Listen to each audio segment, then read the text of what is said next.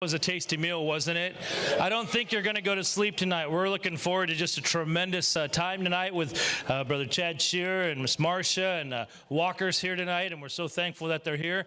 And every year they do a tremendous job, and we certainly know they're not going to disappoint tonight. So we're going to start off tonight with a video introducing the evening, and then Chad Schearer is going to take it from there.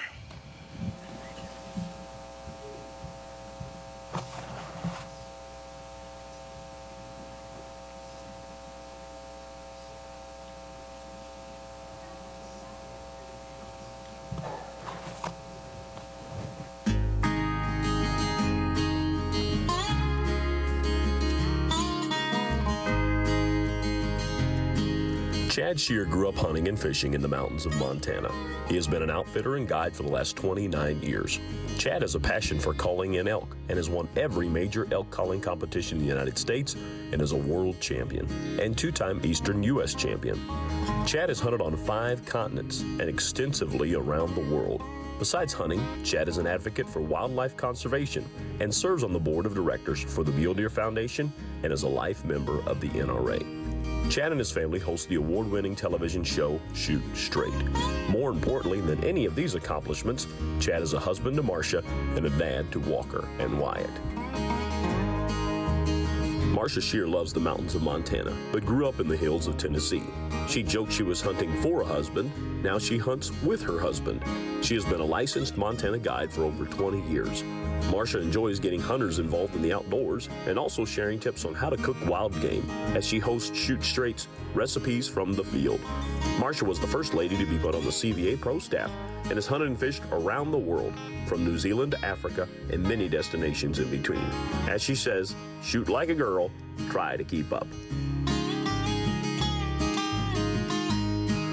Walker Schearer grew up following in the family business, hunting and fishing around the world. He started at age 3 and has been an avid outdoorsman ever since. Walker is now a licensed Montana guide and the executive editor and head videographer for Shoot Straight TV. But when he's not behind the camera, you'll find him enjoying the sport as much as anyone else. Whether he's hunting caiman in the Amazon or elk in the Big Sky Country, he loves it all. His passion for bird hunting excelled when he started his business, Big Sky Bird Dogs, where he trains and sells multiple breeds of hunting dogs. If you don't find him training in the off-season, he'll probably be in the backcountry with his fly rod in his hand. He has a great love for fly fishing and has waded waters from the high Arctic to South America and many places in between. Wyatt Schearer loves the outdoors. Wyatt started elk calling at a young age and has won numerous elk calling competitions, including taking second place at the World Elk Calling Competition. Wyatt loves the turkey hunt and completed his turkey Grand Slam at age 11. He has taken a number of elk with his rifle and bow. He enjoys scouting and searching for new ground to hunt, along with taking care of predator control too. Wyatt is very passionate about his horses and loves team roping. He spends hours riding and roping while competing at rodeos. Wyatt has the goal of roping on a professional level, competing in PRCA starting in June. Now let's welcome Chad Schearer of Shoot Straight TV.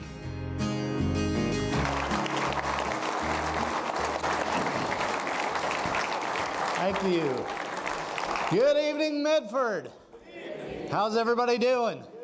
Whew, did you get your bellies full? Oh, let's give those cooks a big round of applause for all that food they did tonight.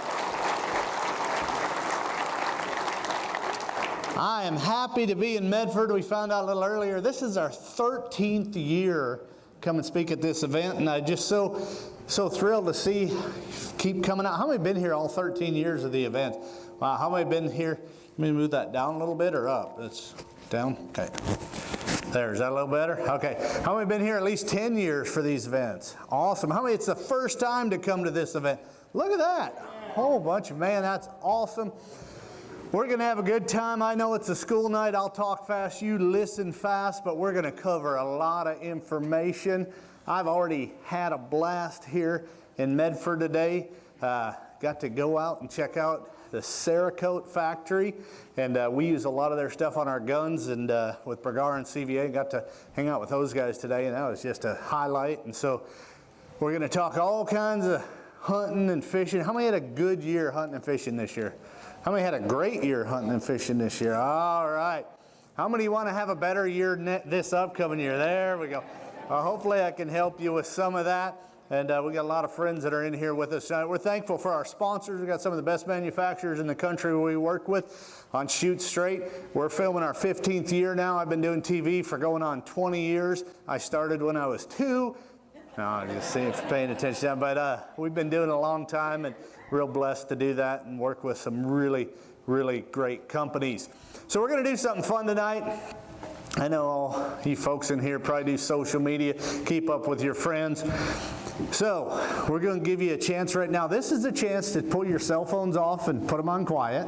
But at the same time, if you go to the Shoot Straight TV Facebook page or Instagram, we're going to give a couple knives away. So all you have to do is go in there and like it. You can put a comment on there or not, but this is a chance right now. Turn your phones on quiet, but pull that out. Marcia is going to be looking, and when she comes up to speak in a couple minutes, then do it. So once you're done with that, then get off of Facebook. We're going to talk hunting and fishing tonight.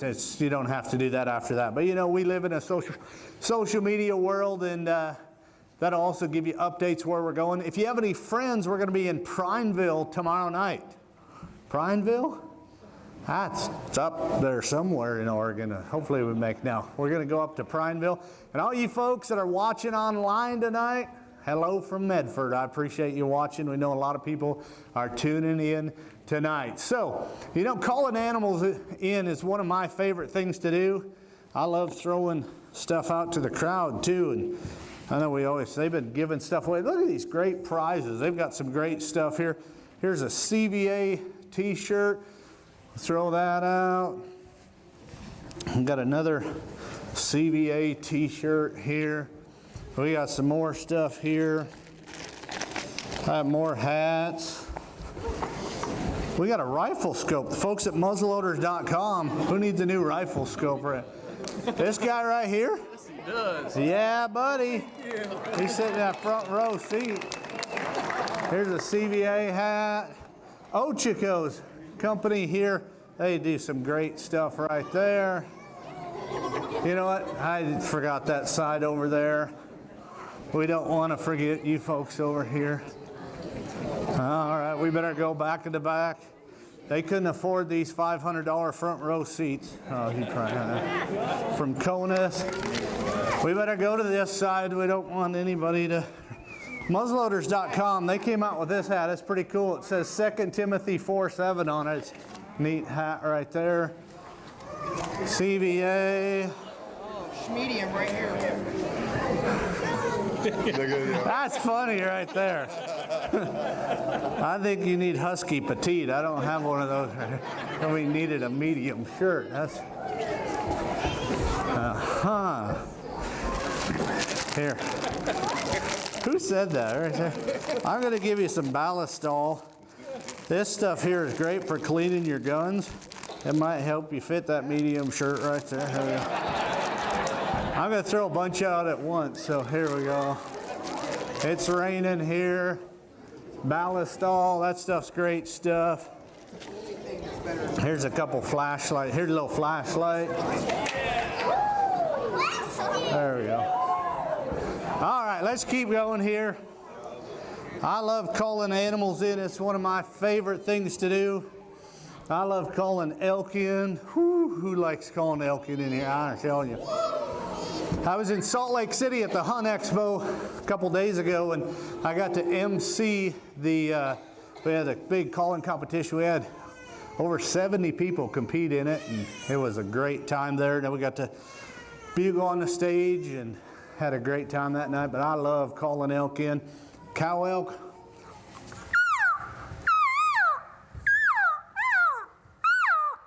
Calf elk.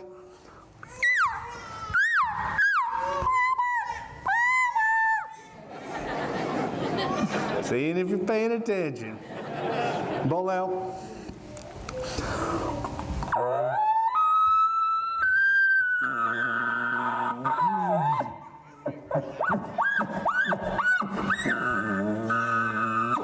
I like those raspy bulls. Thank you. And then when they do this, this really gets the heart pumping.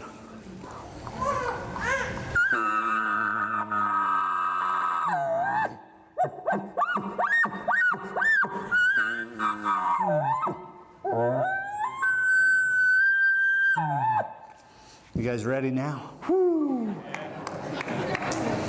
But elk season's still a ways away, so what's next? Turkeys. How many turkey hunters I have in here? Oh yeah, I love turkey hunting.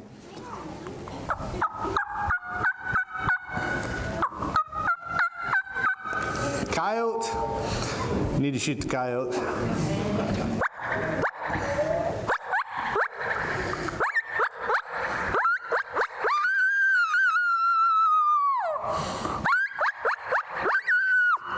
You shoot the coyote, sounds like this.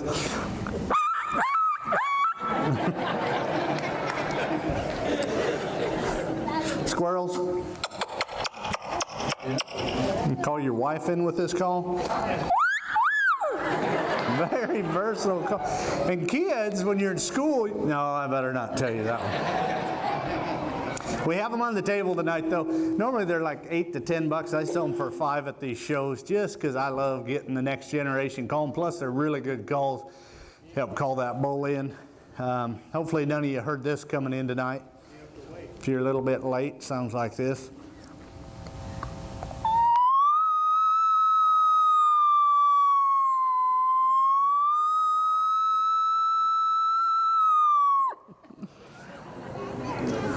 If you're over in England, it sounds like this.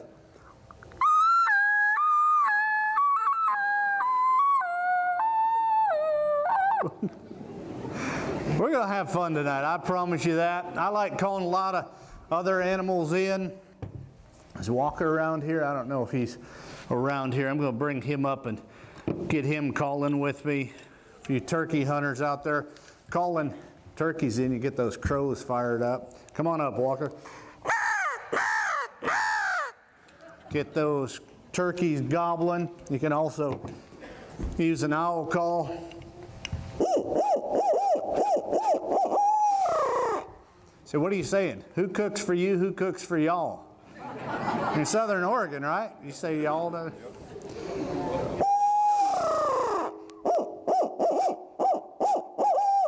Call your chickens in too. Winters are long in Montana, you know. How are you tonight? I'm doing great. All right. Walker has Big Sky Bird Dogs. He loves hunting ducks and geese. Got some goose calls in there. Always. Sun's coming up, first thing in the morning. Oh, I love that time. We didn't chase as many geese this year because we were a little tied up hunting elk. I drew a special tag. I'm going to show you some stuff with that a little bit later, but we love hunting geese. Walker did some guiding this year and called a lot of birds in. Let's do a little sample of sunrise in the blind, Walker.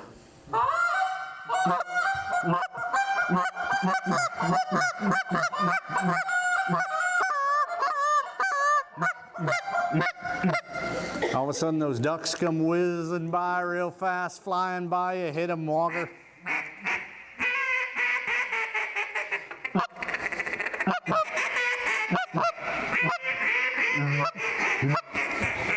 Why'd I throw that goose call in? Because sometimes they mix up and it gets so stressful. Shoot the ducks or shoot the geese or shoot them all. I like that right there. Thank you, Walker. I'm going to bring you back up here in a minute, and I appreciate you being here tonight. And we love calling animals in.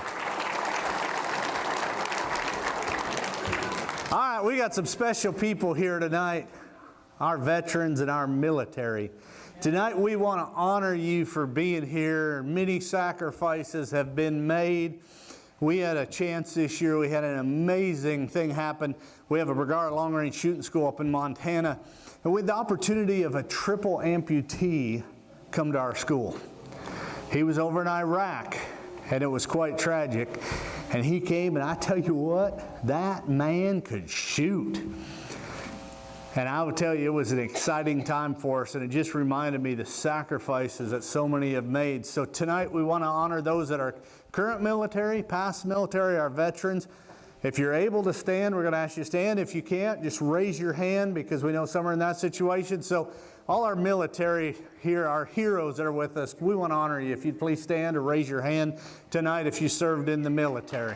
Let's give these folks a big round of applause. Thank you, buddy. I take my hat off to you folks in here tonight. Thank you for serving our country.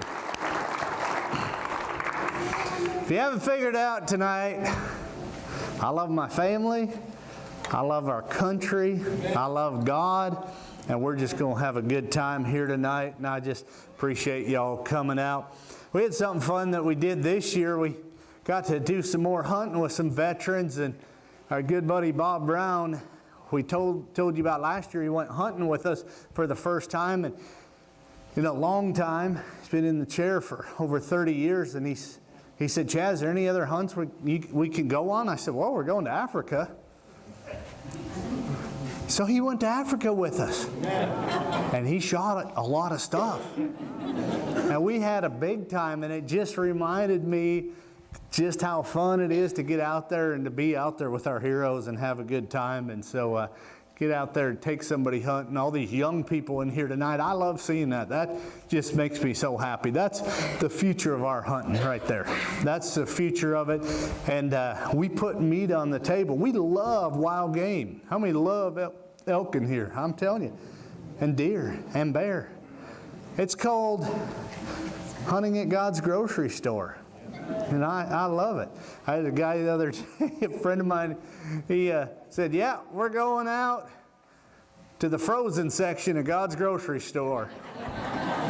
It's like, what? He's like, yeah, we're going ice fishing.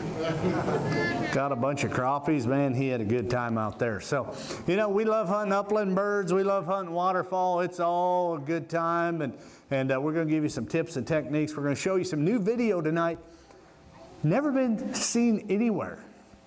We're just getting ready on the speaking tour. Tonight's the first night of several seminars, probably about 30. We've already done some at sports shows, but some of these wild game feeds. So if there's any glitches in here, I apologize up front. We're still figuring these computers out in Montana. We've had them for a couple weeks. We're still figuring them out. You know, we're so glad. So I'm going to have Walker come back up and join me, and we're going to talk about gearing up for your next adventure, whether it's close to home or around the world. How many have ever traveled outside of Oregon to hunt? Got some of you in here outside. It's exciting stuff. Oregon's got great hunting. I've been able to hunt down in Oregon and had a good time. And Walker, you love to hunt, don't you? Sure do. I was noticing that video, because Walker produces all the video. I used to have to do my own videos for the seminar. Now I just say, hey, Walker, this is what I want. Okay, you're done. He does it so fast. I'm like, man, I am not paying you enough. You're just way too fast on that. But he does a great job with that. Now, Walker, you love to hunt. You love to travel. With our show, we've been blessed to hunt a lot of places. Tell me, just in the last 18 months, where you have traveled and some of the adventures. You know, it's taken us all over the place. I was able to film you on a trip, the two of us in Spain, chasing ibex. After that, shortly, I was down in Patagonia training dogs and fishing in an operation. And then we went to Africa, New Zealand, and Guyana. So, I mean, we've been bouncing around in a very short period of time, and we've had a blast doing it. I tell you, you've been wearing that passport out. And one of the things we talk about is gear. Now, you are really good at making sure we have everything we need. You know, I am the one that gets accused of having too much stuff, but when you need it, everybody's pretty happy with me. He always has extra. It's a good thing, I'll tell you what. But Guyana was a pretty amazing trip this year we went on, because they said you can only take 40 pounds a piece to be in there for a week. And we're filming. So that camera equipment, boom, right there, you got clothes, you got, so you weren't even wearing your shoes half the time down there. No, I don't think so. He was barefoot the whole time. I was like, man, you are tough. All right, let's talk about Walker's gear list. You're going on a trip, especially let's talk hunting. What do you always take? You know, when you're going to some of the most remote places, you got to cherish the moment. And being me and my job in particular, I don't go anywhere without a good camera. Good camera? Backup cameras? You know, I usually have a couple of them. Mm-hmm. What else? What's something you always have in your pack? You know, I'm a big fan of having a fire, and it doesn't matter where I'm at. Let's ask these folks. How many love a fire in here? Oh, yeah. How many have ever had to survive with a fire in here? I know I have. Absolutely. So it doesn't matter if we're somewhere hot or somewhere cold. I'm always ready to get one going. Guyana, 90 degrees. You know, we didn't build too many down there. I think we got away without them. He did one night, for sure. Yeah. What else? One thing that I don't like going anywhere is without a GPS that has capability of getting in touch with home with satellite communication. Luckily we haven't had to use it yet, but it's always good to have a backup. Do you have a certain one you like? You know, that Garmin InReach is pretty slick. You know, I've had tremendous success with it and used it all over the place. We tested a bunch of them last year. That one was pretty amazing one. What about this? You can get away with a lot of gear by using somebody else's, but I don't like going anywhere without a good set of broke-in boots. Anything else with the boots? You know, having the right socks is just as important. You got to look at those temperatures and try to be as prepared as possible. Cotton? That is not something you want to have on your feet. No, we try to stick with wool or synthetic blends that keep them wicked away. So I have some footage coming up now, and Walker had the amazing opportunity this year to be one of the first people ever allowed to hunt in the country of Guyana that wasn't a native. Now, Guyana is an amazing place because down there, they don't have refrigeration in these remote areas. In fact, we flew from Miami down to Georgetown, Guyana, overnighted, got on a charter plane and went for 90 minutes back in the jungle, landed on a grass runway. We were way back Lots there. of spiders, lots of snakes. Amazing, but he was the first person in there that they knew of from America to come in and bow hunt. Can't bring guns in. So we were looking for brocket deer. We were looking for, what are those little varmints called? The labas or the Labas. baka. We ate rodent. Rodent ribs aren't bad when it's the only red meat you have. That's right. They cooked it. We ate it. It was a little, kind of like a porcupine, beaver, muskrat cross thing. It was something else. But it was good. But then we went out and we hunted black caiman crocs out there. And so we're fishing. And these crocs up there, when the locals are fishing, once in a while, they'll wound a fish, you'll get away or whatever. So when a croc sees you fishing, they start circling. Walker was flying his drone doing some aerial shots, and this big old croc shows up. I think we should show him. You want to tell him about the gear you used on that? You know, having a heavy shaft on a bow fishing arrow was crucial. We had to have something strong, and we had to have a heavy line, because those things have some serious power. 600-pound line. So the lines that a lot of you guys tie your loops on for your compound bows for your releases, at least that heavy, using Muzzy fishing arrows, That's Muzzy right. broadheads. And let's just show the Check footage. it out.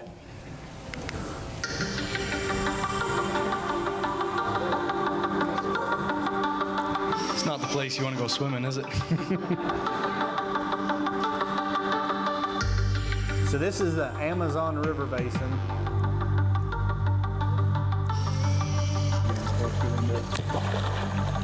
They're taking a buoy to make it look like a distressed fish, and these crocs are coming at us, and Walker gets in the water with them. Hey, whatever it takes, right? Got to get the shot. This is a big croc. I think he ended up being, what, 11.6? Something like that. What are you thinking right now, Walker? But I hope I don't miss, because I like all my toes.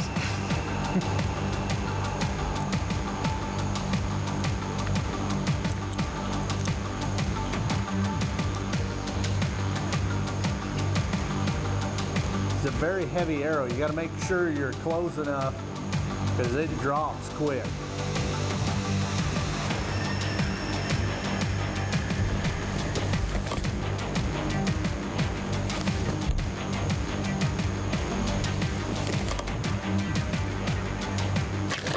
Boom, he hit him.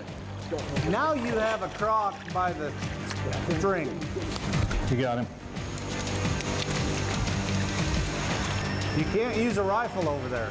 Bow hunting only, and they have a huge population of it. Walker takes his broadhead. This croc's at 30 yards. This impressed me right here. Try it. Boom. Good job. And that's when we fired up the boat, get out there and One final shot. finish him off. toughest critters.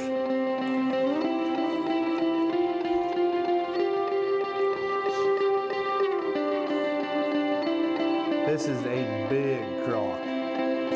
Yeah, that boat was riding pretty low on our way back to camp. Over 400 pounds. 11 and a half feet.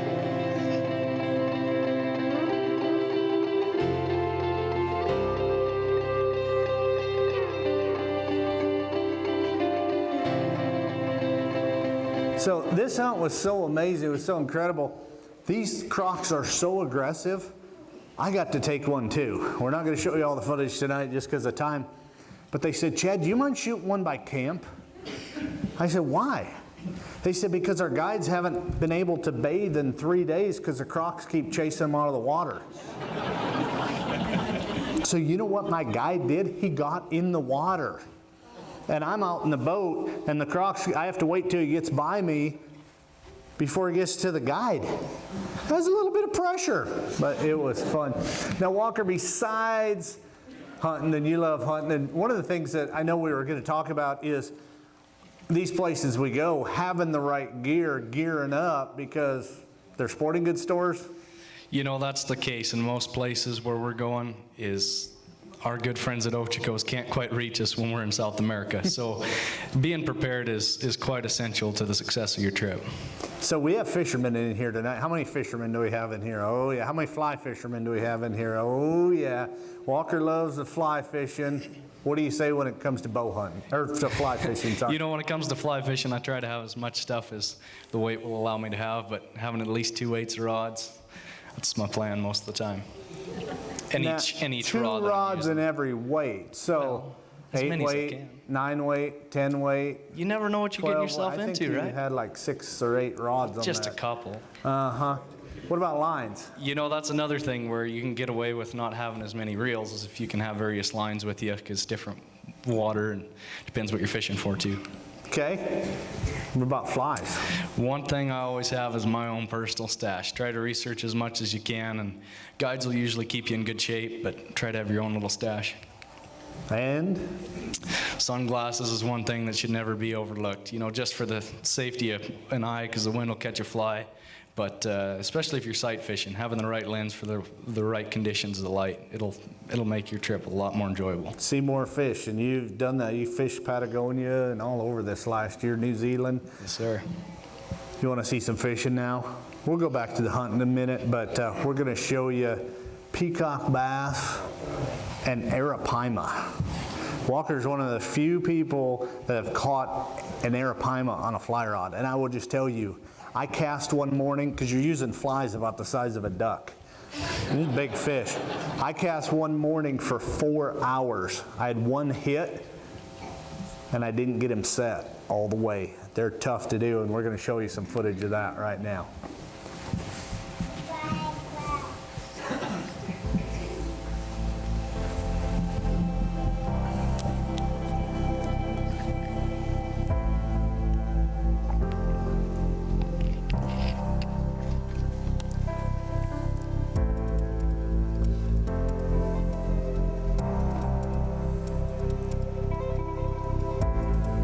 Kid can cast, I'll just tell you that. I shouldn't say kid, young man.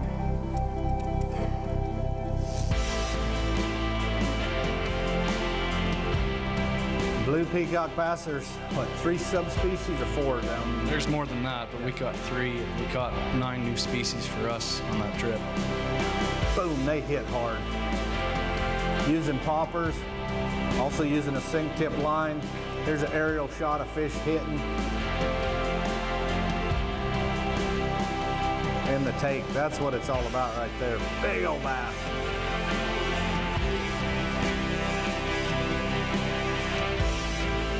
And you never knew what you're gonna hook into.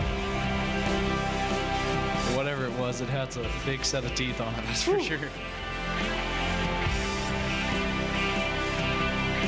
Barracuda, piranha. Uh-huh.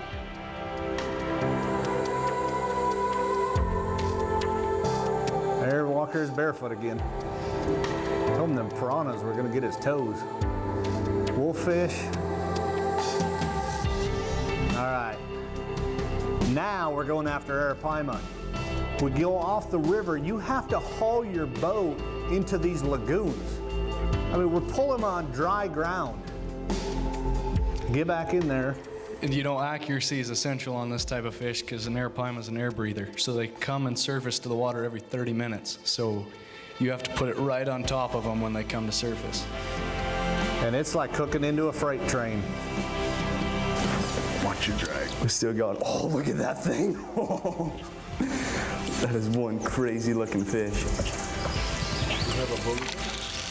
So you're looking for air bubbles and you're casting for the bubbles.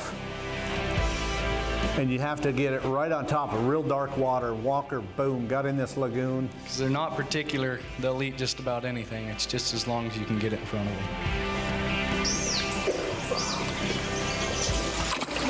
Oh, no way.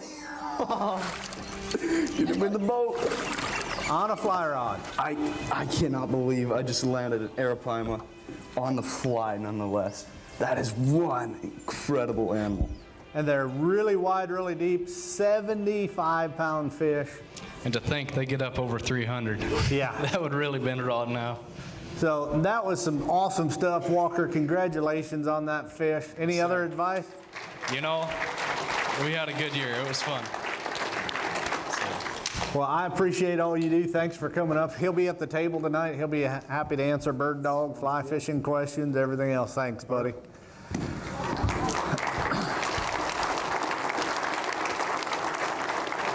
Yeah, I got thinking tonight, we have been really blessed with our family getting to do it. You guys have been here 13 years. The boys would have been around 5 years old that first time I came here. They've grown up hunting all over, and now they're running camera and just doing all kinds of stuff. Wyatt sends his greetings tonight. He's actually in Wickenburg, Arizona, team roping right now, getting ready to try and go pro in May, and he wanted to make sure I told everybody hi. We have a special guest here tonight, all the way from Belt, Montana, originally from Tennessee, Marcia Schearer. I am so glad you're here with us.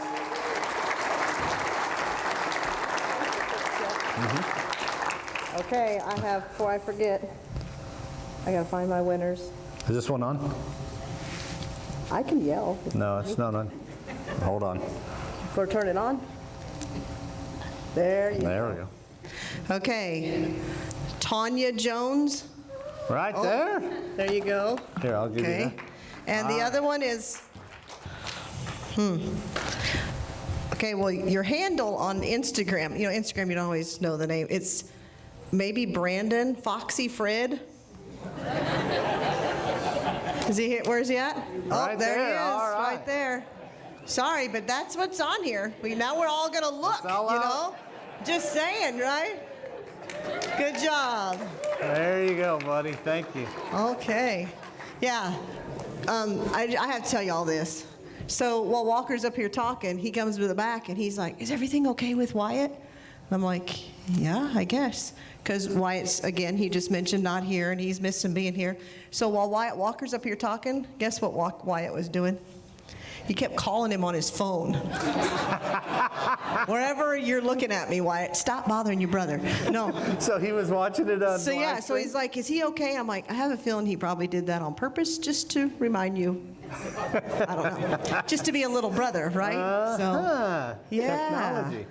That So- was some good fishing. Oh, we had a Still good makes time. me nervous. I thought, man, I thought my child was smarter than that to get in the water barefoot with a crocodile. And did you see him? He kept getting closer.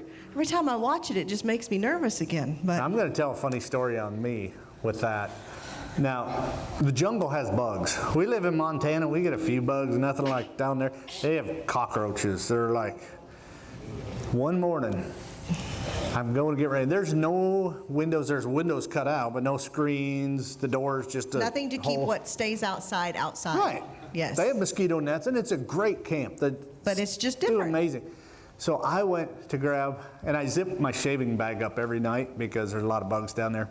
I went to grab it and lifted it up, and I had a shirt on like this, and a cockroach jumped up my sleeve and started doing laps like the Daytona 500. And he's trying to get away from me, and I'm trying to get away from here. And Walker's sitting there laughing. Yeah, did you all get a visual? I Yeah. mean, you can get a visual. Yeah. It's a good, I wish Oh, I it would have was- seen it that, was but the crazy. visual's good. Yeah. Yeah. And finally, he got away, and I was happy he got You away. were happy, and Yeah. you zipped it up even better after Yeah. that. Yeah. You had a good season this year. I did. Somebody said, man, I was watching those pictures, and it looked like you had a good season. I said, I did have a good season. It was great. What was one of your highlights last spring? Spring would have been going to New Zealand. It was phenomenal. Now, I'd been to New Zealand years ago. The boys were real little, and you Yes. didn't go on that trip, and that was the one thing you said, I want to go to New He Zealand. came back, and I said, you will not go again without me next time, because it was just beautiful. It's beautiful. It is beautiful. So You I got went to to hunt New over there. Zealand. I got to hunt. We The found- outfitter let me go first. Yeah. And we were hunting for red stag. The hunting is a lot like elk hunting. Lots of, like, we would be down at the bottom with your spot and scopes and looking. And for a while, it took me a little bit, because with the terrain, just getting used to, how if you hunt in a certain area, you're used to seeing what you see. And it was just different in New Zealand with the layout. And just trying to get used to the terrain, he kind of knows where they were at, so he would spot them, and we'd be like 2 miles away. And he's like, with his accent, there's a good red stag. And I'm like, In the Manukas. I can't see. And what is a manuka? I don't know what I'm even looking for when you say manuka. It sounds like maybe a really good pancake. I don't know. So I was thinking of food. So he points and he's like, so it's over there. Now, for the way for us to get to it, because of the wind and the way he's going to move at this time of the day, we're going to have to go all the way around this way and go up and down. And I'm like, looking at him like, do you have a helicopter you're going to take me in? Because I'm like, it was literally like how you do this elk hunting a lot of times, up, down, several times. And I'm thinking, if I do that, are you guaranteed he's going to be there when I get there, And we did that a few times. It was tough. Yeah. It was some tough hunting. I still remember that one where you were climbing straight up, grabbing brush and They had branch some and- rain, and so I was slipping down, and they're running the camera. I said, Chad, I'm going to go all the way to the bottom. I said, just push me up. So he just kept pushing so I wouldn't slide back down. It was steep. it was some tough country. But And then we spotted one. we spotted one in the bottom, coming out to water in the evening. And I thought, Lord, please let this happen, because I knew I wasn't going to have to go like this the next day, so. And you were the first one using The CBA, the Cascade. It was phenomenal. 6.5. Yep. Should we show them the footage? You got to show them the footage. All right. We're hunting New Zealand. We've been in on some red stags. Do you see that? Going after That's the them. mountain I'm talking about, going up and down behind me. What's the plan tonight? Plan tonight is, because we've spotted the stag down by the lake, we're just going to go down the straw down to the lake, or close to the lake, and we're going to wait for him to come out, which is what he does every night. So kind of get set up and kind of, because Grant's been patterning him and watching him, so we kind of know what he's been doing. And we're hoping he will follow the plan tonight. Yeah. All right, I was here we go. really hoping he was going to follow the plan. So we set up, we're kind of brushed up. Next to the Manuka. Next, now that's Manuka right there. And he comes out. He is ready to come to the water. Were And you a little excited? I was very excited. He's coming towards us. He was actually coming right towards us. He's going to give us a bit of time. Just wait. He's coming right at us. 270. Okay, just wait. He's going to turn sideways. I got him. Take the shot when you're ready. Safety. Walker, you on him?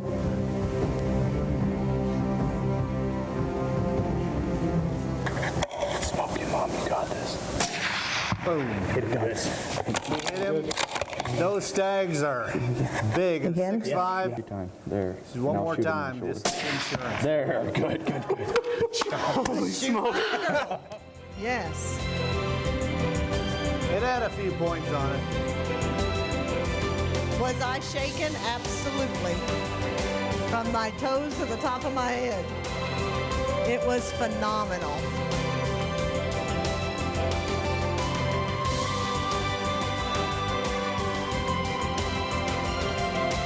That's a big smile right there. Yes.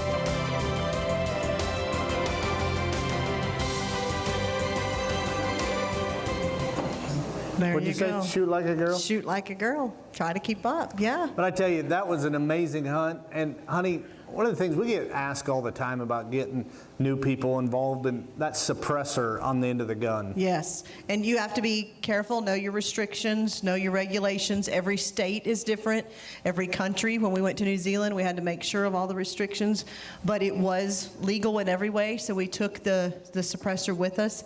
It really helps with the recoil, and it's just phenomenal. It lets you stay on that game and see impact. And see the impact, yes. Yep. You did awesome. That was a fun, I'm getting excited just thinking about it. That was an awesome hunt. Now, this year we had a good elk season. Last year you drew that tag that took 20 years to draw. Yeah, remember that tag? I had to take 20 years, and Chad's been putting in for 36 years. I don't think we knew. 36 years. No, we didn't know when we were here last year. But he drew the tag this past season. I've been putting in since I was 12. Yes. Yeah. So what happened, though, is because I got to hunt that area last year, he knew what my bull looked like.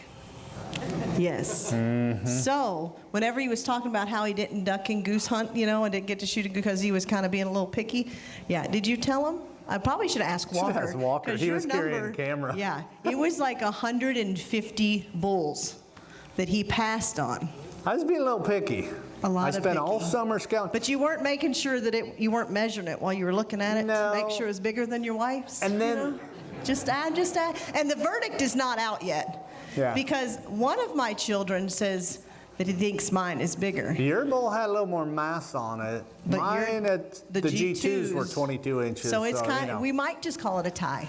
We might, but we had heavy snow the first week. No, believe me, next year come back and you'll know the real scores. And we had below average temps. Montana was crazy this year. We had snow that deep opening week. It was rough. Unbelievable. And we spent all summer scouting. The cool thing about this elk was 10 minutes from our house. So it was in the backyard, and we hunted hard and glass. And I've got the footage of it. Okay. Go ahead and show them. But we did spend a lot of time in the field. And when you put in for those special draws and those special tags, you got to do your homework and know the area, see what's out there. This was some of the heavy snow. There's bulls right there.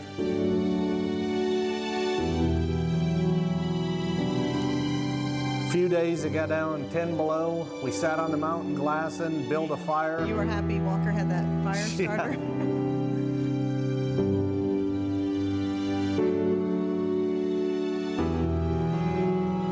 Those big bulls will split off from the herds and get these little patches of 1, 2, sometimes 3.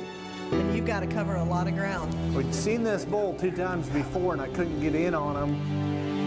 And we were glassing 2 different areas that morning. Wyatt actually spotted this bull while I was watching about 18 other bulls with Walker. And right before dark, last light, 20 minutes of legal shooting.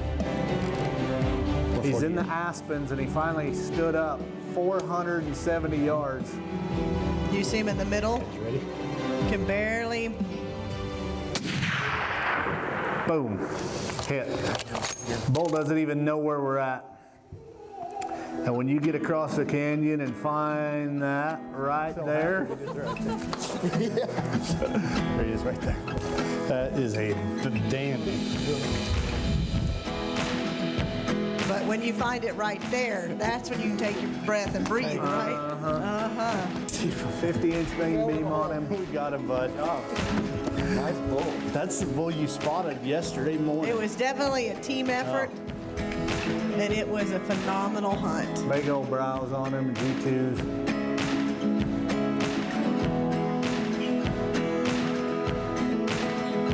Heavy mass. Some good eating. Oh yeah, those back straps are amazing. And get to spend it with a family. That's what it's all about, being out there together with a family and enjoying God's great outdoors.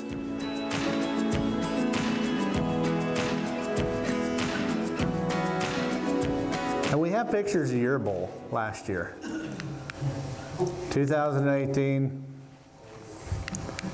There's Marsh's bull. She didn't do bad. Not bad. Yeah, but You took yours on that straight on. No. It's the angle. It's all in the angle, y'all. Yeah. So we're not sure yet. He but, showed me these, and I'm like, why do you have yours the straight on picture? That's not, I don't know. I know. I think it's because you do the PowerPoint-y thing. I know the PowerPoint. Yeah, you put it all in there. Yeah. You know what, honey? I appreciate you coming up, and I always love hunting with you, and it's always a good time. It's exciting, and get out there just and enjoy it. You might be here tonight with someone that hunts or fish and enjoys the outdoors. Maybe it's not your forte, but can I just tell you, just encourage them when they do get to go or when they go, and be supportive of that. And maybe if you haven't, maybe you should just try it.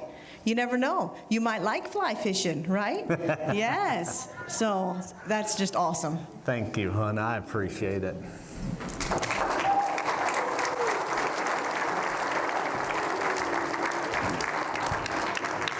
All right, I'll tell you, for you elk hunters, persistence is the key. I've been guiding elk hunting for 30 years, and one of the things that I've learned is don't give up. You got to go and keep going. Never give up, because you never know when you're going to get that bull of a lifetime. Never give up in applying for those tags. There's a lot of tags right now that are available. They just did Arizona deadline, but you got Montana coming up. Montana bumped back to April 1st. It was March 15th. And you can still put in for several places. New Mexico, you got your Oregon stuff. And put in for those hard to draw areas. That's how you're going to take some of those really big bulls that are pretty old. That bull, his teeth were wore down quite a bit. And it might come down the last minute of life, so it's important to have good gear, have good optics, and practice a lot. We practice so much, so when you have that shot, you know exactly what your gun's going to do. And big bulls are smart creatures. I know you know this, but this year, I was looking for big bulls, I'll just tell you. I've been fortunate to take a lot of elk, and I wanted something really good. We got fresh snow, and I started tracking these 3 bulls. We showed it earlier in that video. And as I got on those tracks, I had to wait till they fed over there in a clearing. I couldn't get to them, get the wind right. And I started following those tracks. And you know what those big bulls were doing? They were going out on this craggy ridge like this. It went like that. They were walking up. They were going to the edge. They were checking their back track. They were looking down in the deadfall. They were getting back out here. They go 10 more yards. They'd stop. They weren't bedding. They're stopping, looking, going a little further, stopping, looking, and they kept checking back. I got in on this big bull 30 yards from him. And he was in such a deadfall. There were 3 bulls together, so thick, all I could see was his eyeball and a patch on his rump like this. And I couldn't tell which bull it was. And I knew I couldn't take a chance because there's a 320 bull, there's a 350, and there's about a 370 in there. And I wanted to make sure which bull I was getting a shot at. And I had to let him walk. And that was a hard hunt that day to do that. Wyatt this year had some cool things teaming up for techniques. He took a veteran out hunting and called for him, and was able to call that bull in. And say, what did he do? Wyatt and I were talking about this. We talked about teaming up for bulls. This bull was up there and he had cows with him. And what I tell people is call like 1 or 2 elk. Don't sound like a big herd. But he hit that call. That bull fired up coming at, but he was hanging up.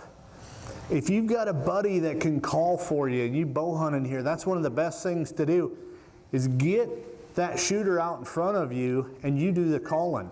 That guy out front or gal out front, stay quiet.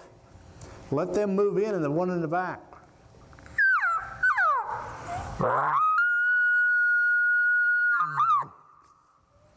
That bull's going to focus on the caller. And elk, they don't just stand there and call and call. They're moving around. So that caller, if it's thick, which you guys have some thick country out here in Oregon, move away, back off. That bull's going to come to him. Have that guy listen, shadow him. The shooter has this call in their mouth. If that bull's coming by, he needs to stop him. But you can ambush him. That's what Wyatt did. They called this bull in, and they had some great success during bow season. Walker took a great bull this year. And how did we get that bull? How many have seen bulls a little call shy anymore? People have been out there calling to him. So Walker's out there and he's hunting, and moving in on this bull, we saw him coming across. I'm like, we got to get in front of this bull. We go and we're moving, we get in front of him, and all of a sudden I see a tree raking and shaking.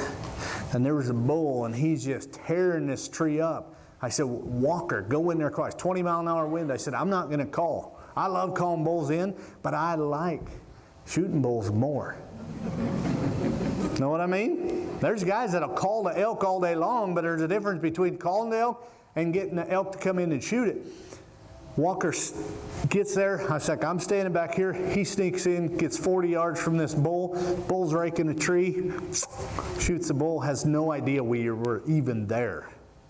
You're like, Chad, you're a world champion elk caller. You like to call. I do. But sometimes you got to be quiet. And you got to get stealthy. And when those bulls are doing that, you're going to have some success on it. Lessons we learned this year, I tell you, having those GPSs with property boundaries on it are amazing. Get you back in there. Wyatt helped a buddy of ours get a really good bull by doing that and knew where they were. There was ways to get up into this public land and did some really good hunting that way. And it's always good to take elk out whole on a sled, I'm just telling you. But when you're taking them downhill, you better have somebody dallying and letting them down. That's good.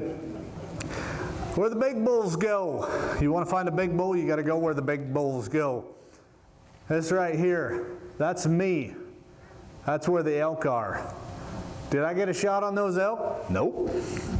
Did I go after them? Yeah. But they are sneaky and they are tough, and when you're going after big bulls, you have to get off the beaten path and you have to get in there with them, and you got to work hard, and you don't give up. That day was frustrating because we didn't kill. But I saw some big bulls, and I was in close, and you could smell them, and you knew they were right there. Guess what? We went out the next day. It's kind of like life sometimes. Sometimes in life, it's going to be tough. It's going to be hard. Things are going to happen, but you don't give up. Tomorrow morning's a new day. You don't give up. You say, you know what? I'm just going to do the best I can. And that's a lot like elk hunting. You do the best you can while you're out there. There's some elk hunting success. There's a bull Walker shot with his bow this year. Never called to it. Peak of the rut. We slipped in, spot and stalk on an elk. That right there is a huge achievement. I tell you, it's good. But why did I tell you that story? Because sometimes you got to change it up. If it's not working, figure it out. I had a guy in a seminar, I may have shared this before, but one time we were up in Washington speaking, he's like, Chad, I'm here tonight. He's like, I'm coming to your elk seminar. I hope you can help me. I've been hunting elk for 35 years and I've not had success. I said, 35 years? He's like, yeah. I said, well, where are you hunting? He said, I've been hunting the same place for 35 years. I said, well, I can help you right now. You don't even have to come to my seminar. Switch places. Elk are where you find them, and I will just tell you, there's stuff where I know elk are going to go year after year after year, and sometimes you just have to be patient. This year where Marcia shot her bull, there were just small bulls in there. Usually there's some big thumper bulls in there. Every day we were looking, every couple days we were looking, they didn't move. We had to go into another spot to find that elk. You gotta be willing to look. You gotta be willing to work. You gotta practice. We have the Bergara Long Range Shooting School. It's almost all booked up for this year. There are a couple days left. I think in August, maybe a couple in May is all that's left. But we've got some amazing instructors there. When they're not teaching for us, one of the instructors is teaching Secret Service guys in Washington, D.C. area. Pretty amazing stuff. And we're shooting out to 1,400 yards. We're teaching you, say, Chad, do you condone long-range shooting at elk? No. Why? Can I shoot that far? Yeah. But shooting at steel is different than shooting at a live animal out there. And you want to do the best you can. So my philosophy is if you can shoot really good at 500 and 1,000 yards, those 200 and 300 yard shots are cake shots. So you learn how to shoot well, and you practice that. What's new from CVA? We just came off the SHOT Show down in Las Vegas. People always at these seminars, Chad, what'd you see? What's new? This is what we learned the other day. We were talking to some people, we were doing some research, and some of the TV networks, especially the people who are recording the shows, we found out that some of you folks TiVo shows and they fast forward through commercials on primetime stuff. In outdoor TV, we've learned people watch the commercials because they want to see what's new, what new gear is out there. CVA did this year. Paramount Pro long-range muzzleloader. Shoots 400 yards. Is it legal in Oregon? No. I'll just tell you right now. It's really cool to shoot in other states, but that's funny right there, isn't it? But there's bullet designed just for it. It's amazing. CVA Cascade, several new calibers from 22 250 on. Aren't those beautiful guns? Don't you guys? The Cerakote guys are like, yeah, we like them. They've Cerakote the barrels on them, nitride over the muzzleloader barrel, and then Cerakote, so it gives you extra corrosion on it. I got to do some tests today at Cerakote, just to see how good this stuff was. We're doing tests, 160 foot-pounds, you drop it, wouldn't crack, it wouldn't peel. I'm like, wow. He's like, yeah, you can bend the barrel on your muzzleloader and it's not gonna flake. Like, yeah, I'm not gonna shoot very accurate, but that's some pretty cool stuff out there. So we're not hunting giraffes. I'm just showing you we're heading to Africa now. I'm using the CVA Paramount long-range muzzleloader hunt with my good friend's son. I told you the story a few years ago about my friend Claude who passed away, got charged by a buffalo. This is his 26-year-old son guiding me on Sable. Let's make sure you've got a nice clean shot there through the Muzzleloader's hard hitting. Yeah. You're standing slightly portrait on the right, yeah. You on him, Walker? Yep. Boom. And they're just straight down. That was great. That was so great. awesome. This was a special hunt because we did it in memory of his dad. His dad was killed by a buffalo 2 years ago this spring.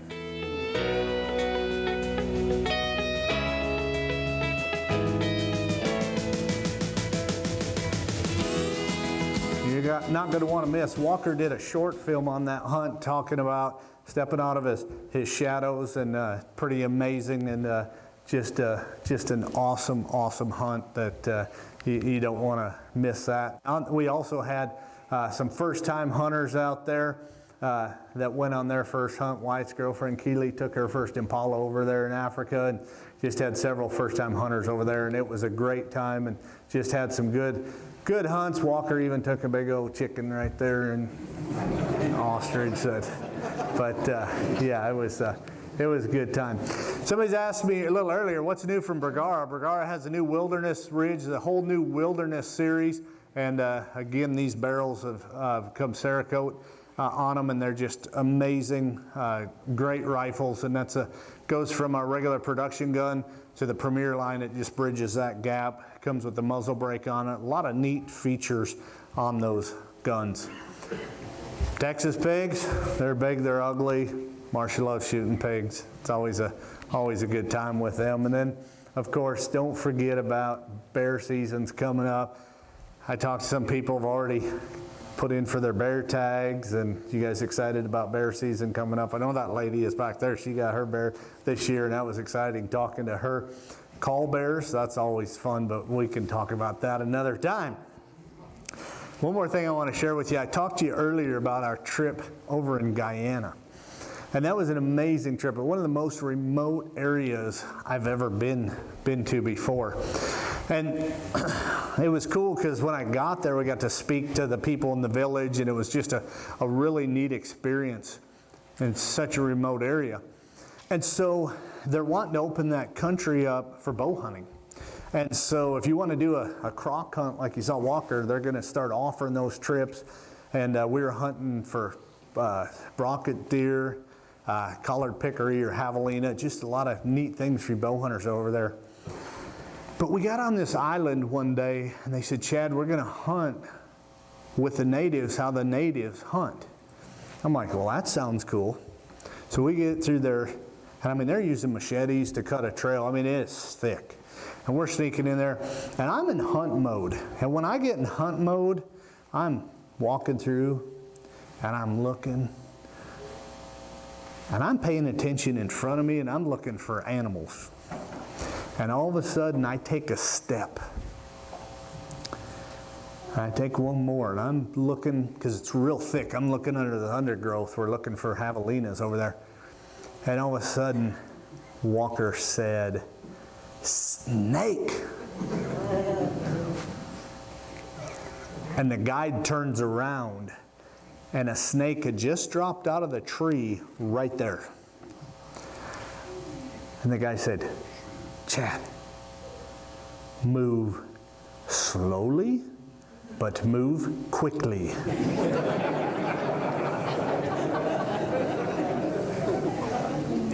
Then he said this, "That's a bad one."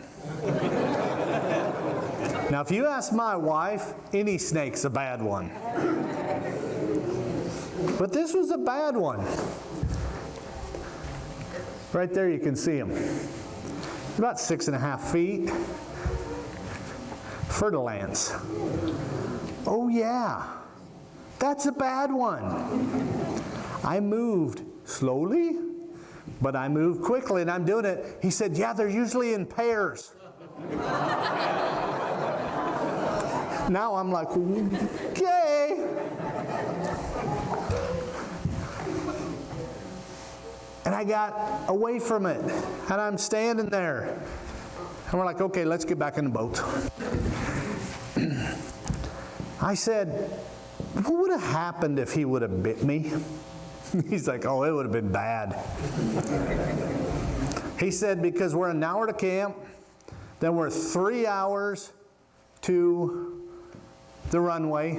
A plane's going to have to come an hour and a half to meet you, then an hour and a half back."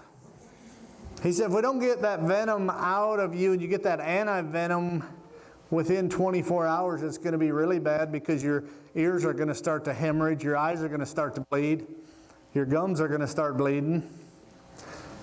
I said, "Is there any doctors back in that village?"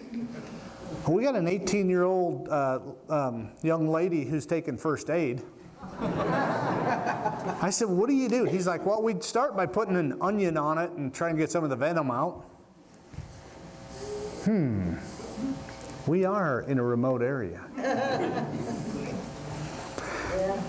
And I thought at that point,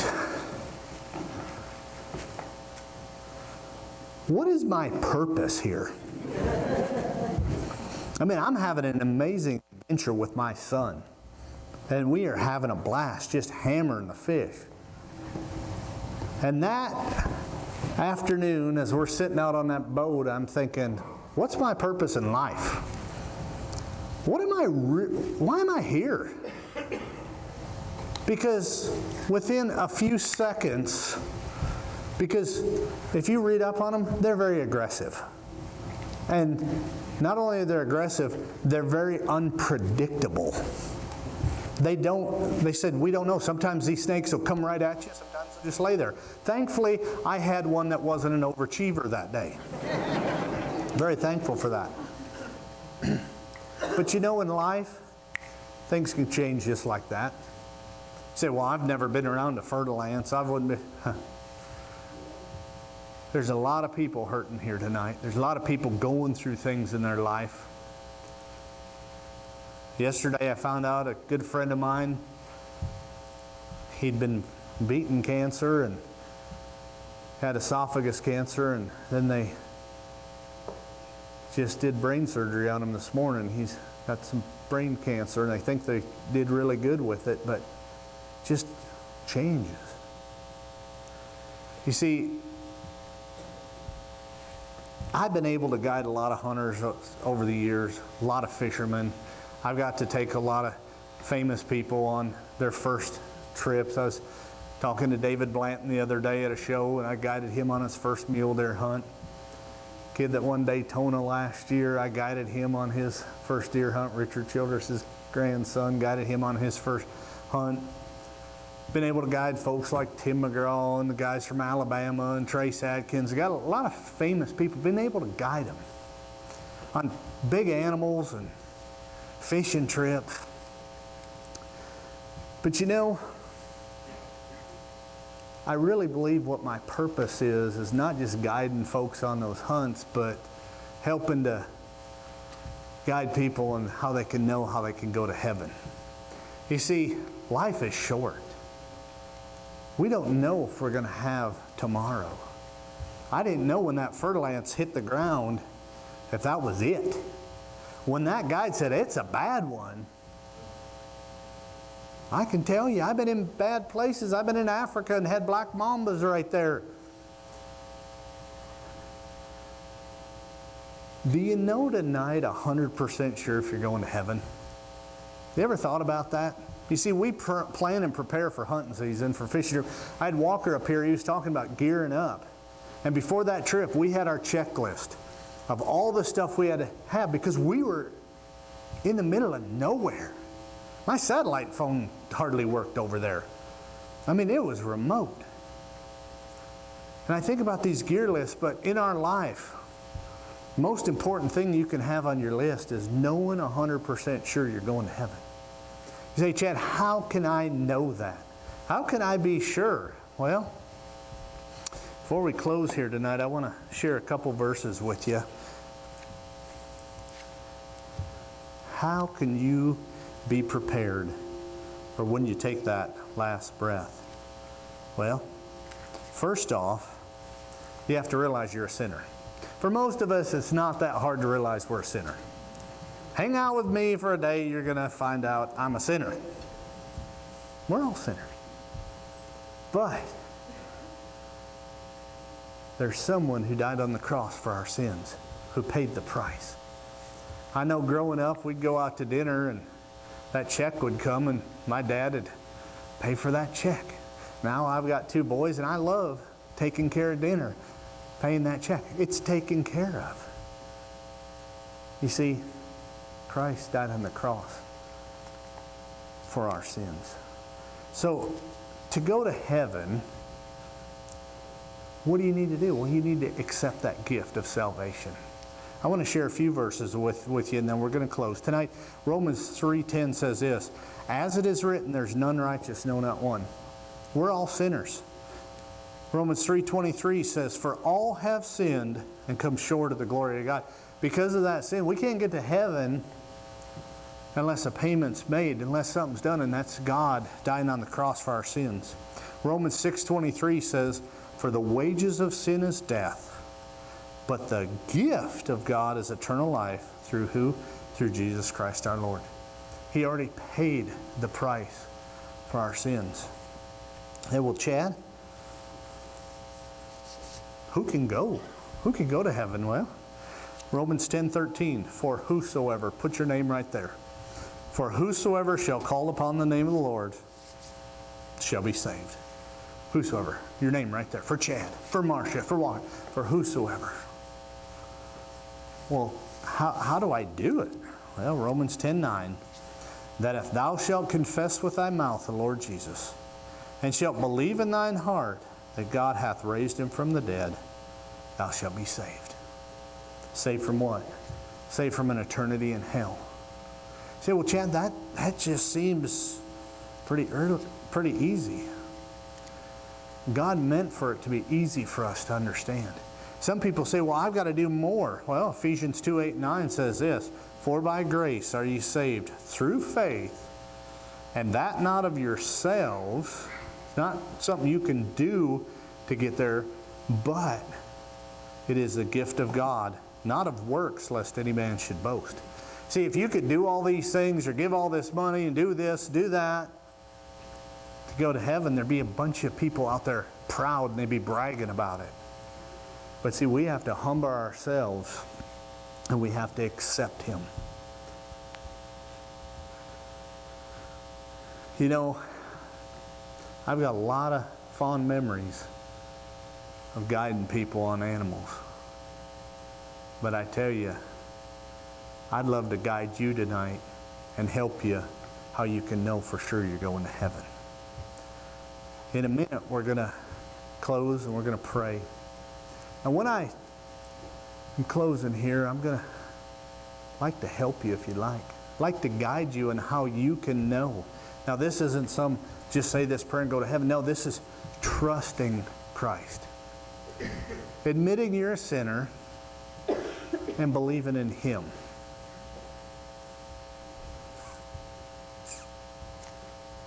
Because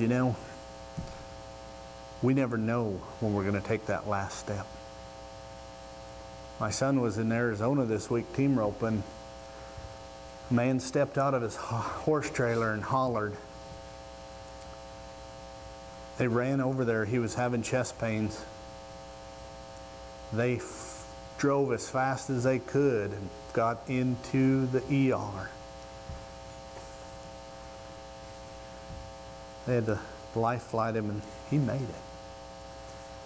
But I will tell you, just like that, at the edge of a horse arena, it can change.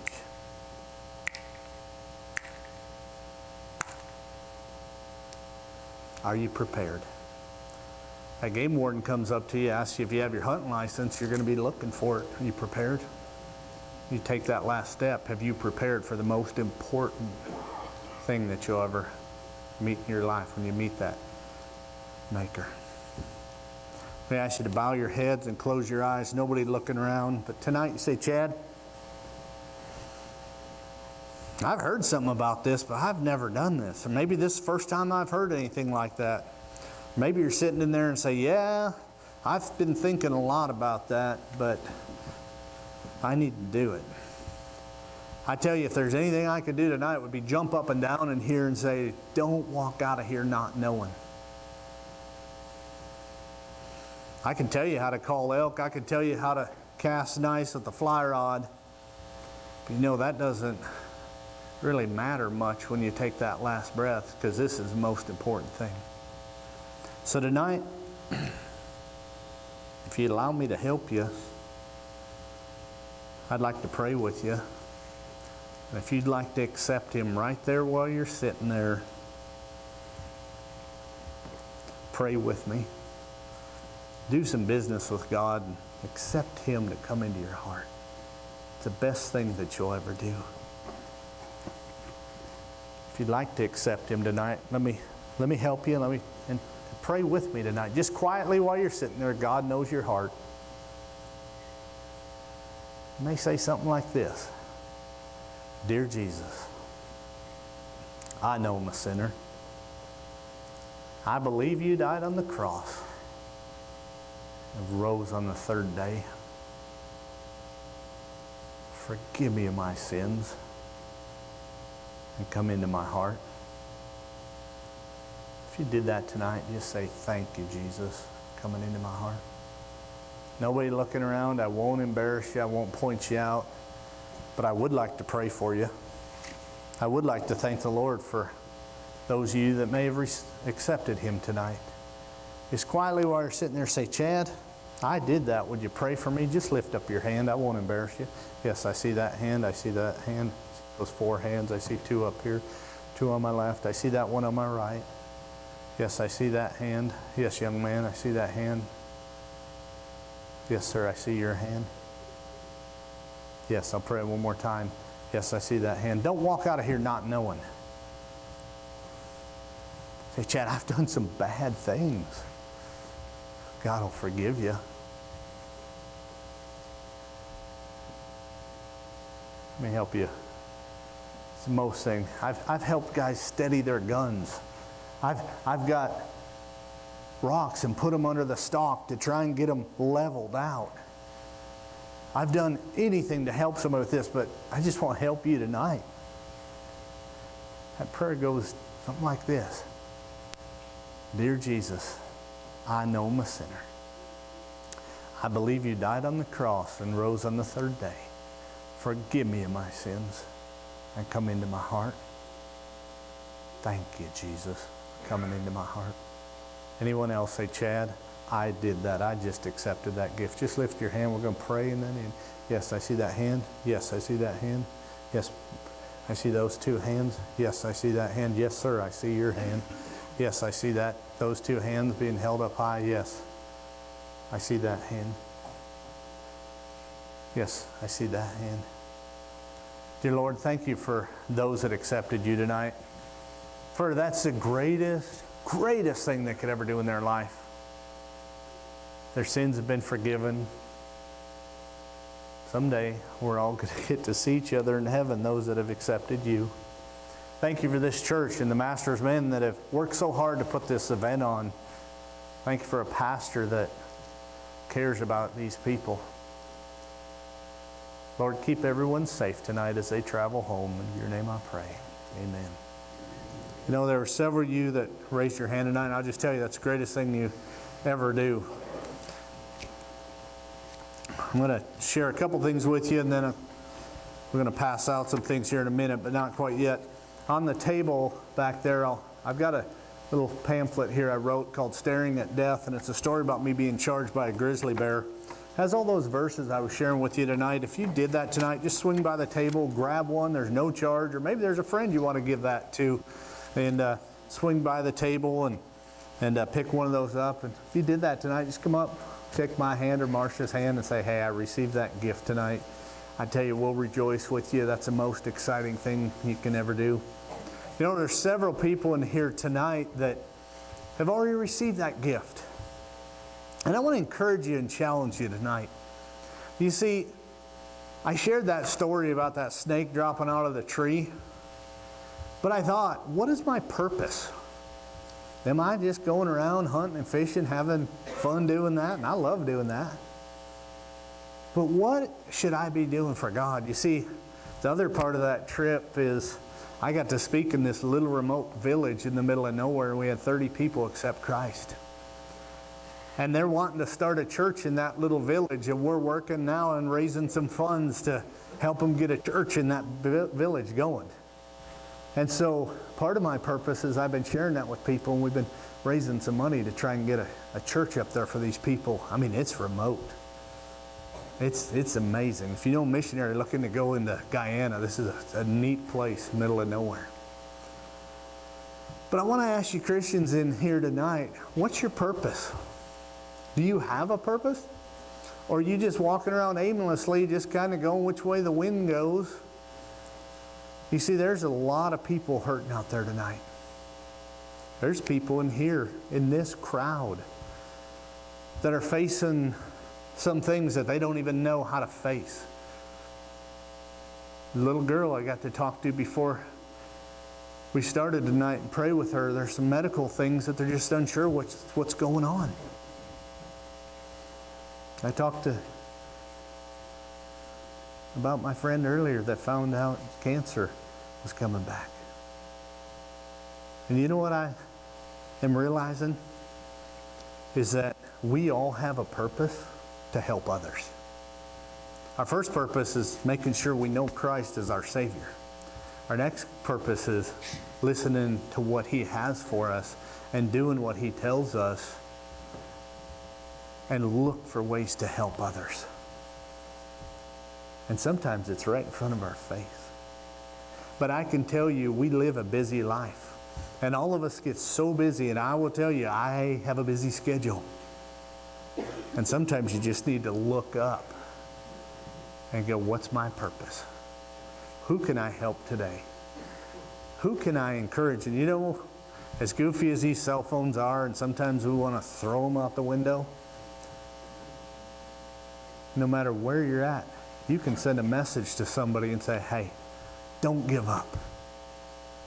That may be all you send. Don't give up.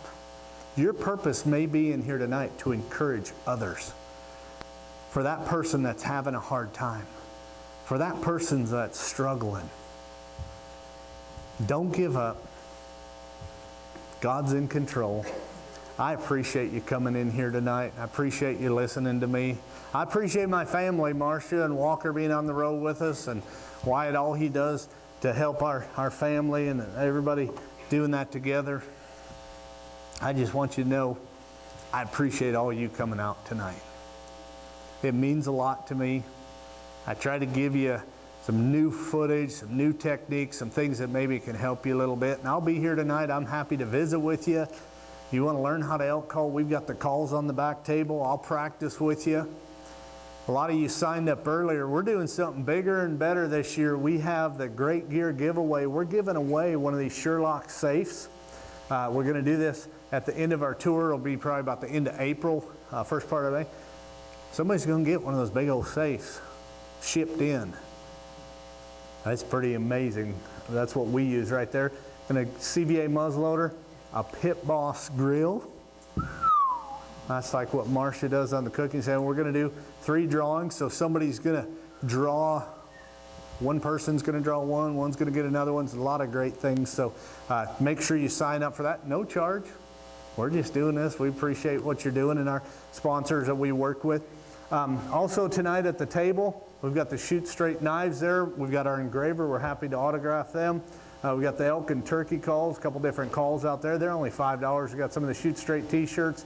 We're out of hats. Apologize about that. We do have Marcia's cookbook. We just had that reprinted. It's in its 4th printing, amazing recipes. And then there's a nice devotional book for ladies called Life and Work, How to Juggle with the Struggle. Or How to Be Married to Chad Schearer, Juggle with the Struggle. I don't know. All kinds of fun. But we appreciate you being here tonight. So right now, there's some folks, we got some big prizes coming up. They're going to pass out this right here. It has information. I'd like more information on next year's program. This is what's going to be used for the drawing, for winning the guns and the big prizes up here. Put your name, address, phone number, email. I'm 18 years of older. And then on the bottom, real important, says, tonight I accepted Christ as my Savior. If you accept Him tonight, check that box so we can pray for you, have a record of what you did in your heart. But check that box tonight. They're going to pass these out right now. Do them quick, and then we're jumping on these prizes. Thank you, folks, for being here in Medford. I enjoyed being with you. I'll be at that back table tonight, and hopefully I can hang out with you. We'll take pictures. We'll sign knives. We'll do whatever. But thank you all for coming, and thank you, Pastor. If you're looking for a good church, right here. And I hear next year, they're even making more space. This wall's going back that way, so you're going to want to come back next year just to see what's going on. I'll be at the back table. Thank you all tonight. We've had a good time.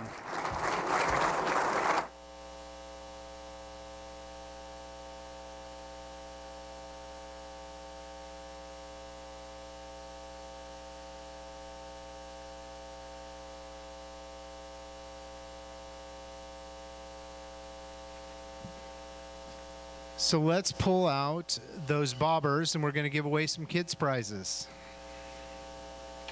Was that a great show?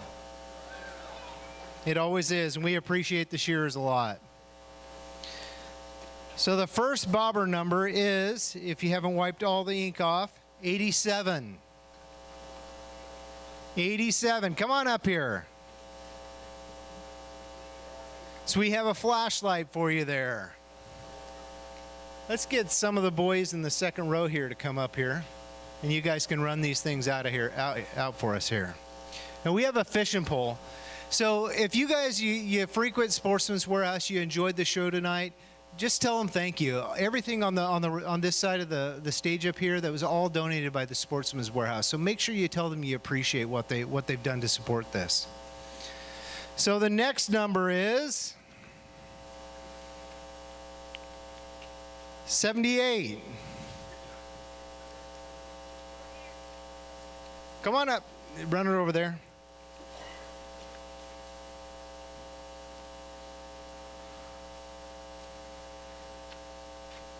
We got another fishing pole for number 86.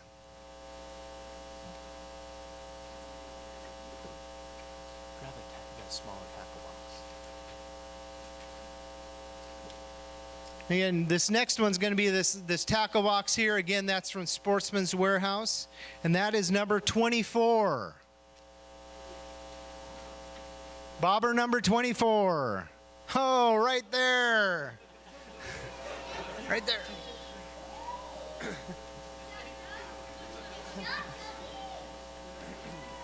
Have another fishing pole from Sportsman's Warehouse, and that is number 61. 61. Right there in the front row. Giving away another fishing pole here, and that is number 76. 76. Oh, there we go.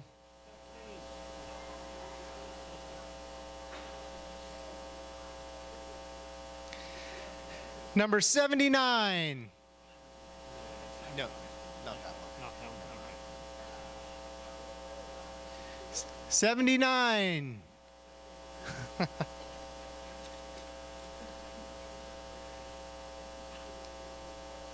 94.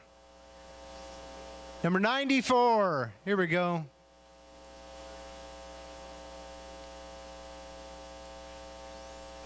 '31. Number 31.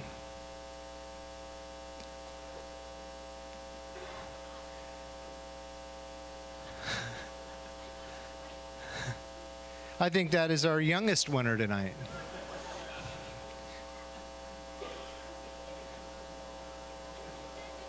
Number 8. That's you?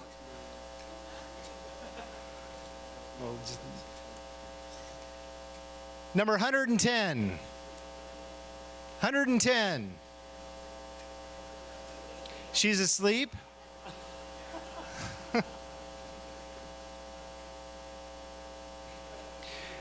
We have 3 more? 3 more. The next one is 113. 113.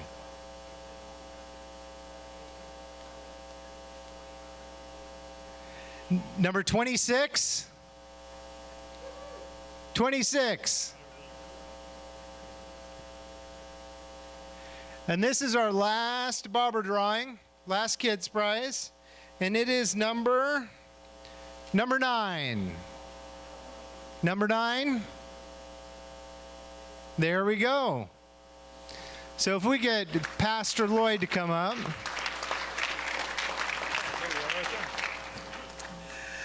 All right, in just a moment, we're going to be giving all these big prizes away to the adults. The bobbers and kids had their fun, but many of you have asked in the past, and even this leading up to this year, if you could help with donations and give to the event. I want you to know from our heart, this is a free event that we put on for the community. We expect nobody to give anything, but some of you have asked, and some of you won't take no for an answer. So what we're going to do is we're going to have some guys come down, and you know this is a Baptist church because we're going to use Kentucky Fried Chicken buckets. That's right. We got Baptist bird buckets coming down. And so what we're going to do is we're going to pass these around. And if you would like to give something, you can. Please know it's a no from our heart. This is a free event. You do not have to give anything. But for those of you that won't take no for an answer and you want to, you're free to. Also put your cards in it. Put your cards. Make sure your cards go in the bucket.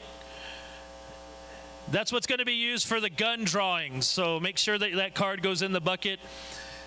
Hopefully, if you have a hard time writing, you had somebody that can write it where we'll be able to read your name if we draw your name.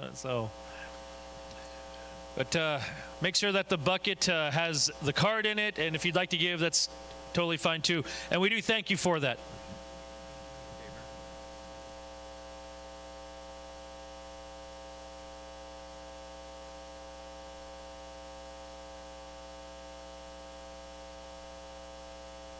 Let's pull out your red cards. We'll go last 4 number on the cards. And what is our first item? It's a day pack, and it's from Sportsman's Warehouse. And man, I should have brought some glasses. 8817. 8817. Nobody wants the backpack. Oh, there we go. If you want to do the reading? No, it doesn't matter. Okay. Next one. 8830. 8830. Back there, John. Let's do something from over here. And just a reminder, those DVDs back on in the foyer, those are free. If you want one, just grab it. So we have a cleaning kit. And this is 8796, 30 caliber cleaning kit. 8796. 8796. Okay, we'll draw another card. 8848. Right over there.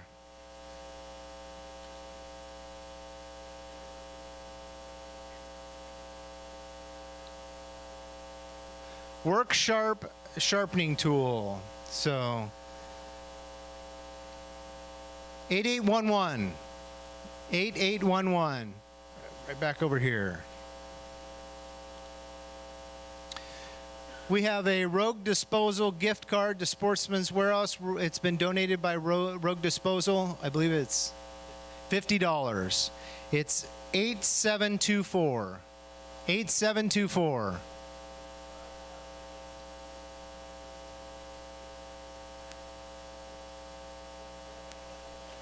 We got a rifle sling. Butler Creek rifle sling. 8846. 8846. Back over there. Yeah. Some binocular, a binocular harness. And that is 8743. 8743.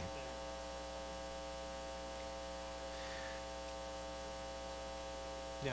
We've got a hand thrower and a box of clay pigeons. You don't have to drag the box back now. You can come grab it afterwards. And that is 8800. 8800. Just bring the thrower up and we'll give you your clay pigeons. It's a Plano, it's a tackle holder. And this is from Sportsman's Warehouse. It's 8873. 8873. 8873. Okay, we'll draw it again. 8795.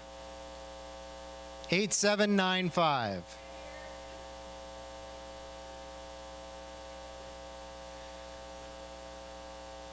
Another day pack from Sportsman's Warehouse. It is 8849. 8849. Nope, right here. Let's give one of the chairs. So we're going to give one of the chairs away on this side over here. It's 8876. 8876. 8876. Draw it again. It is 8856. 8856. Right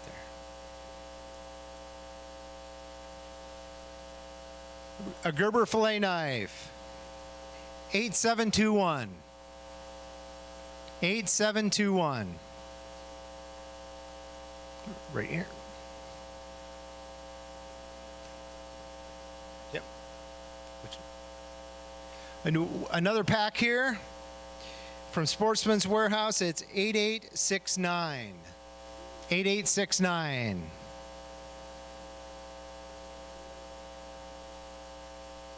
A sleeping bag from Sportsman's Warehouse. 8789. 8789. 8789.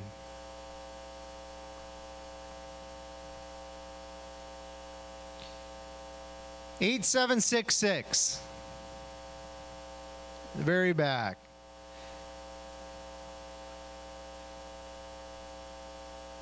Well, I have a question here. Is there any lady skeet shooters here? There's one. Is there anybody else that shoots skeet? Right there. So we have two shotgun shell holders for you.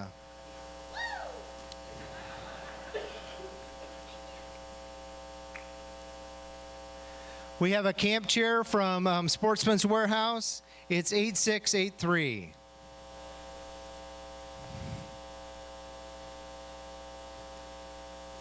We have a fishing pole on this side donated by Eagle Claw. It's 8735. There we go. Yep. We got two buck knives. And they are 8701. 8701. We have a tactical pack here. 8881. 8881.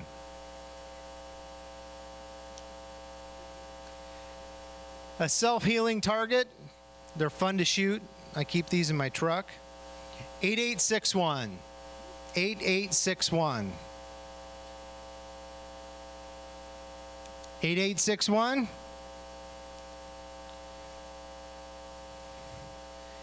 8788. 8788. Right there. Another thrower and a box of clay pigeons from Sportsman's Warehouse. 8869. 8869. 8869. Oh, right there. Another sleeping bag from Sportsman's Warehouse. 8847. 8847. Gun socks. We have some gun socks here. And who were they donated by? They were donated by Blackmore Fishing Group. And that's 8825. 8825.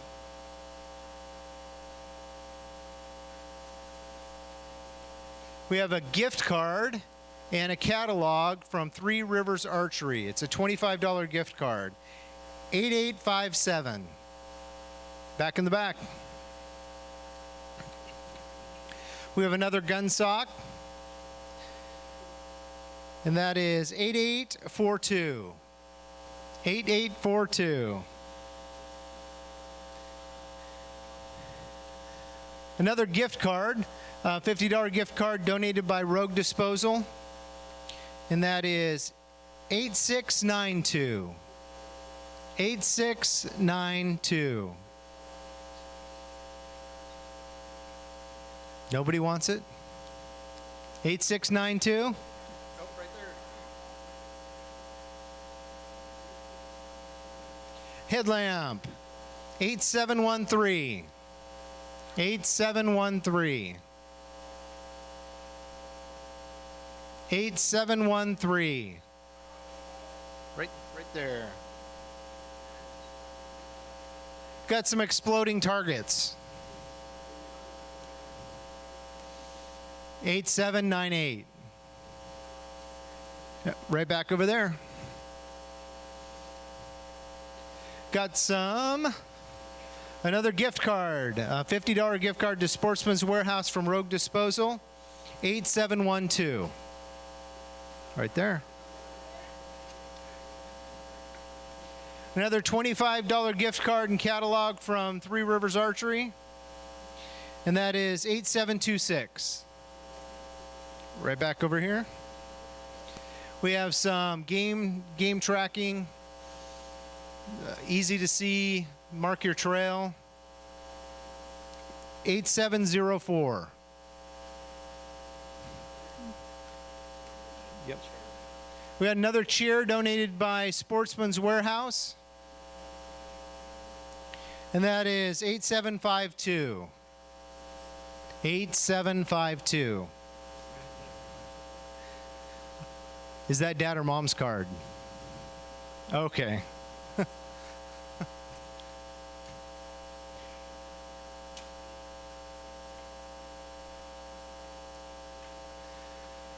So we have another gun sock donated by Blackmore Fishing Group, and that is 8785. Back in the back there. One of the gun socks. And another gun sock from the Blackmore Fishing Group, and that is 8666. 8666. 8666. We'll draw it again. 8744. 8744. $50 gift card from Rogue Disposal to Sportsman's Warehouse. 8781. Right there. I sat in the wrong row. We have a rifle case. 8684. All right. And another gift card, $50 gift card donated by Rogue Disposal to Sportsman's Warehouse. It is 8809. 8809. Another chair. This one up here on the stage, and it is 8725. 8725.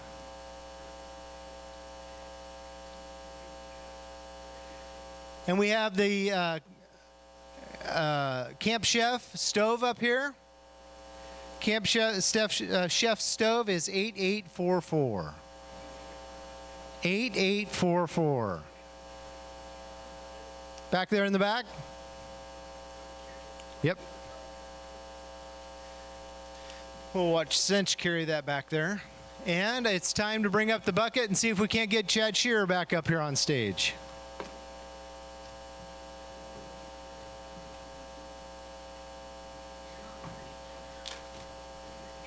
All right, we're going to give a gun away.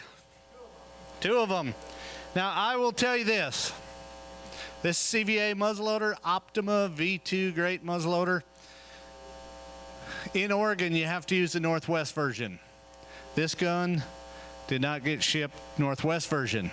So if you want it like it is, you can take it tonight. If you want the Northwest version, which is legal here in Oregon, we will get a call tag, get that sent back, and exchange it out. So you will get it, I promise you.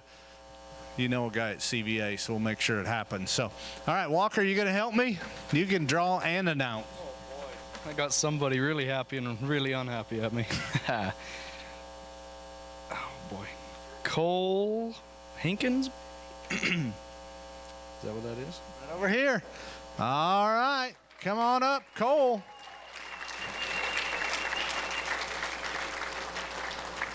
Congratulations. You want to take this one with you, or you want a Northwest version? All right, so afterwards, come by the table and see me. I'll get all your information. We'll get it shipped out this week. All right.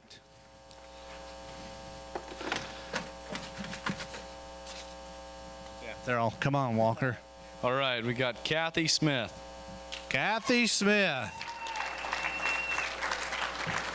Come on down. Congratulations, Kathy. Would you like this one or a Northwest version? Probably a Northwest version. That is no problem. We will get that taken care of. So congratulations. Thank you. You bet. All right. So we can get Pastor back up here. And then my sister-in-law won that. I have to see if I can talk her out of it. Well, thank you guys so much for coming this evening. You guys are just, it's always tremendous to have all of you here. And again, I want to, if you don't have a church home, we'd love to invite you to come here, Harvest Baptist, 9 o'clock and 10 o'clock on Sunday morning, and then 6:30 Sunday evening. And we'd love to have you. And hope you enjoyed the evening. I'm going to close in a word of prayer, and then you guys will be dismissed.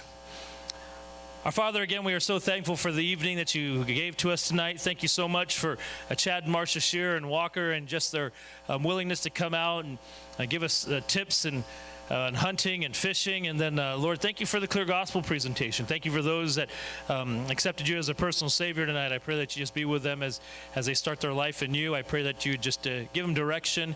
Lord, I pray that you help them find a good church home. And Lord, we're just thankful for that. I pray that you just help everybody that's here this year as they enjoy their hunting seasons coming up to have a great year and a great seasons. And we'll give you the glory for all that you do for us. We love you. Thank you for loving us. In Jesus' name, amen.